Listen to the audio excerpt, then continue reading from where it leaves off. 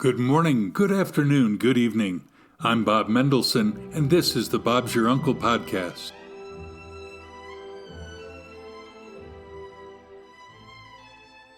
Isaac Brickner was born in Chicago and lives in Los Angeles and is not a mental health expert, but has written a serious article about that subject, and we'll delve into that with him today on the podcast. Stay tuned. Thanks for joining me for this Bob's Your Uncle podcast, Season 3, Episode 22. I hope you like listening to Mendelssohn's Violin Concerto in E minor. It's one of my favorites.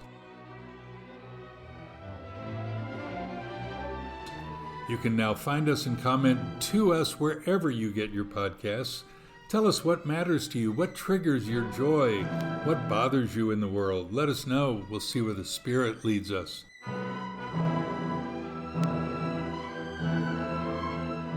Whether you're at home, online, on the road with me in your headset at the gym, or out for your evening constitutional, wherever you get your podcasts, that's where we will be. Thanks for being with us these 18 minutes.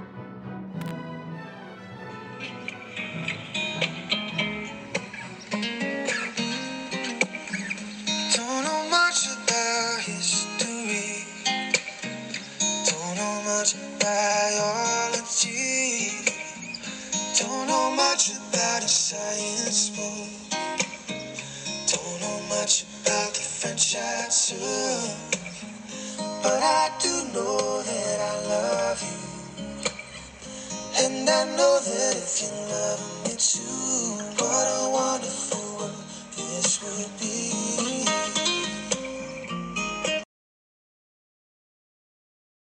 On this date in history, the 16th of May, in 1943, the Warsaw Ghetto uprising ended after only 1 month as German forces regained control through force. In 2007, the first synagogue in Estonia since the Holocaust actually opened. And in 1991, Queen Elizabeth II became the first British monarch to address the United States Congress. And that's the historical marker of the week for 16 May.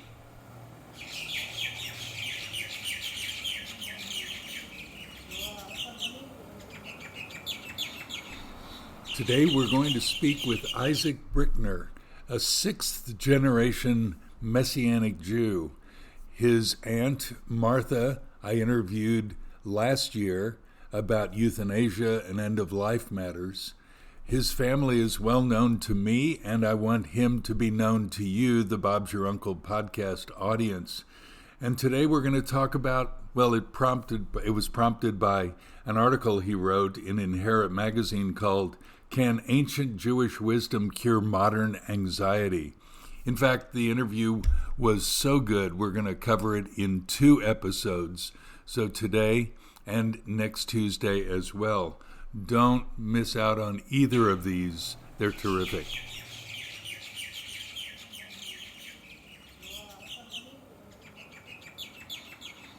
Isaac Brickner lives in Los Angeles and is not a mental health expert, but has written an article of serious note about that subject, and I want to delve into it with him today on our podcast. Isaac, thanks for joining us today. How are you? I mean, honestly, is that an okay question to ask another person even 7,000 miles away? I think it's fine. I'm in a different day than you, but this day, as you've already lived it, it was fine. It's going pretty well. Can you let me know what happens tomorrow? That's right. This is like Back to the Future. My question is prompted because your article is about mental health.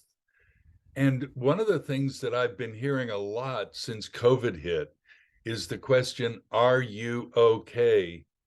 is a good question to ask people. It is a little invasive, though. Sure. Yeah, I mean, I personally, thankfully, would probably be on the less anxious side of the spectrum, but it's something that I've noticed in a great deal of the people that I talk to people that come into our cafe space, which is really what was the basis of writing this article, was operating a cafe right across the street from UCLA, um, and noticing the high degree of anxiety that so many of our daily guests and patrons are dealing with related to their schoolwork and just related to coping with all of the changes that have happened in society within the past few years. Wanting to kind of speak to that a little bit. Great. I knew you since the 1980s when you were, oh, just born. I was I was at your bris. I didn't perform it. That's not awkward. I've watched, albeit from afar, you're becoming the man you are, honestly, like an uncle. So the podcast is well named in this regard. I read an Yes. article you wrote for Inherit magazine, and it was published earlier this month. I'll put the whole article in the notes for this podcast so others can read it when this has concluded. You or someone titled it, Can Ancient Jewish Wisdom Cure Modern Anxiety? I think that's a great question. Let's back up a bit and deal with the subject of modern anxiety, if that's okay with you. What do you think distinguishes modern anxiety from any ancient or previous anxiety? Um, I think you can deal with anxiety today in a couple of different facets, or I guess different permutations. There's an acute type of what's been called chronic anxiety, um, rather than a clinical anxiety that has manifested in our world largely due to the increased um, pace of change and pace of information that people are needing to kind of keep up on to be in touch with how the world is going. I mean, just yesterday there was, a mass shooting in Nashville, Tennessee, um, and not knowing it, I hadn't seen the news yet that day. Sent a funny meme to a couple of friends, hoping to start a conversation, get a laugh, and it was just met with silence. And then it was 5 minutes later, I popped on the news and discovered that there had been a shooting. I was like, oh my goodness, I wouldn't have sent that funny meme if I had known that was going on, because those people probably knew about it before I do. So just like the pace of information that you feel like you have to be a part of it, and that was definitely more present in the beginning of the pandemic when there was constant news that you needed to keep up on to know what was going on with public health and whatnot. So that and there's an anxiety that comes with due to the pace of information. There's an anxiety that happens socially that we just kind of pick up from others. Um, and then that's distinguished, I think, from a more clinical anxiety, um, that would have to do with chemical imbalance in one's brain that actually needs to be treated physiologically. Um, so that's a little bit more of the anxiety that I was trying to address with the article. Is there's kind of a general anxiety that everyone has that's worried about the future. But because of the fast pace of our society now, that worry is kind of exponential, I would say. And lots of mental health professionals have kind of expressed that that is the epidemic of our time, is uh, chronic anxiety and mental health crisis. I get it. It's they say that the number one profession that commits suicide is those involved in counseling and psychiatry. Hmm. I believe Uh, that. yeah, you say this concerning choices in our modern day, and I'm quoting your article. When's the last time you saw a soda commercial tell you what it tastes like? They never do. What's for sale is not a drink, but an identity. What do you mean by that? Yeah, I mean, so I wanted to talk about anxiety from an angle that I think people who even know or would admit that they don't have a clinical form of anxiety can resonate with. that this kind of latent anxiety that exists due to the sheer amount of choices and options that are available to us in the modern day, whether you're going to a grocery store or online shopping or just trying to like order something at a restaurant, um, you can Or get lost. what time do I wake up tomorrow? Yeah, It's there's a number of every things. You could just kind of, put your head in the sand and say, like, somebody just choose for me?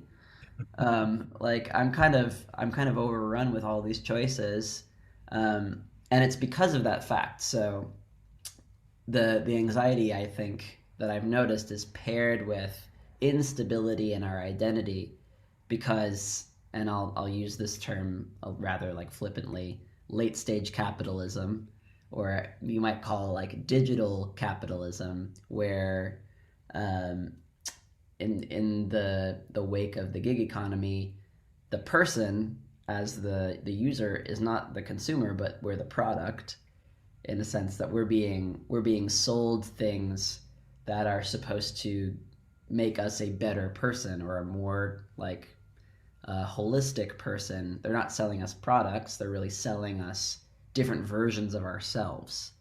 Um, so when you see like a Coca-Cola commercial, they're trying to say this is the type of person you want to be, and that type of person drinks Coca-Cola. Versus like this is a great beverage, you should choose it next time you go to the supermarket. That's a little bit more where I was getting at with that. I like that. The Army in the U.S. used to have a commercial, "Be all that you can be." In the Army, Mm-hmm. you're going to become whatever. Look, you talk about change and choice, and you use the caterpillar as an example. Something about only one real choice is placed before it to become what the creator designed it to become. How does that example play into your understanding of today's choice-laden world? Yeah, I mean, I think that it goes along the lines of, so the title of the article, "Can Ancient Wisdom Cure Modern Anxiety?" uh, I think I was appealing to this like natural example of metamorphosis, of a caterpillar becoming a butterfly, as an example of something that's ancient in a sense, something that's kind of fixed within the patterns of the world that you can't really change, and yet it's an example of change. Um, and that's a little bit more akin to the type of experience that we as human beings desire to have.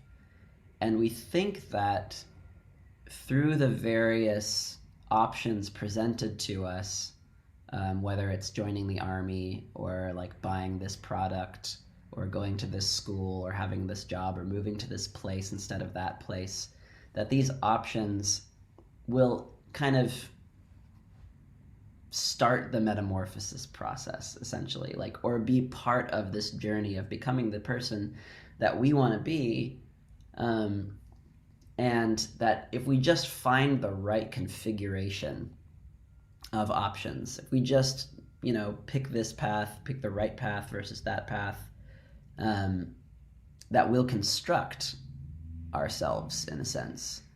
But the suggestion of the article is that who we become is a lot more like the process of a butterfly, of a caterpillar becoming a butterfly. That there's a path that's laid out before us, to walk down, and some of the choices that are given to us are a little bit more of an illusion than we'd like to admit. Um, and the self discovery process has a lot more to do with how we've been designed rather than us designing ourselves. The article ends with a quote from Jeremiah, the Jewish prophet from around 600 BCE. You say this, quote, "Thousands of years ago, the Hebrew prophet Jeremiah wrote," and you quote the actual text, "Ask for the ancient paths where the good way is, and walk in it, and find rest for your souls," end quote. Mm. What are you getting at as the article concludes? That is, What do you want me as the reader to take away from what you've written? Yeah, that's great. I think I just wanted to provoke a bit and like poke at the modern sensibility that we think that everything that's good that awaits us for ourselves or in society in general is progressing from what has been, um, and that what comes before us is something that must be left behind in order to get where we're going. This suggestion by Jeremiah that the rest that your soul so deeply desires is actually found in an ancient path rather than a progressive one. And that those things we think are mutually exclusive. You know, there's the old like adage, like if you found out that you're going the wrong way, like you're not going to get where you want to go by continuing going down that road. You have to turn around. Trying to find the place where you missed the path, essentially. I think that's a little bit of what Jeremiah is saying to the Israelites. You know, he's saying the ancient path is one that was set before you by God in the Torah, and you missed it. And in order to get there, you have to turn around, and that's where the rest that you're longing for is going to be. And so the suggestion for the reader would essentially be like, maybe the best news that you can hear isn't news at all, you know, in the sense of being new. Maybe it's ancient. Maybe it's something that's already been, that you have to turn around to find. We'll be back with more from Isaac Brickner next week, talking about Hafuch, the Upside Down Cafe in Los Angeles, which he oversees. And we'll talk about his favorite places in the world and so much more. See you next week. Don't forget to follow your this podcast on your app. Thanks. What do you think about what we talked about today? Do you have an opinion about anxiety, about your own anxiety, or about watching others around you who've experienced such? Write to me, bobmendo@aol.com, or just comment right back here where your podcast and you are talking to each other. And next week, Isaac will be back, and we'll be able to hear much more about his life. Until then, from me, Bob Mendelsohn, when things seem bleak or uncertain, look up to God. He's in his heaven. And Bob's your uncle. Shalom from Sydney.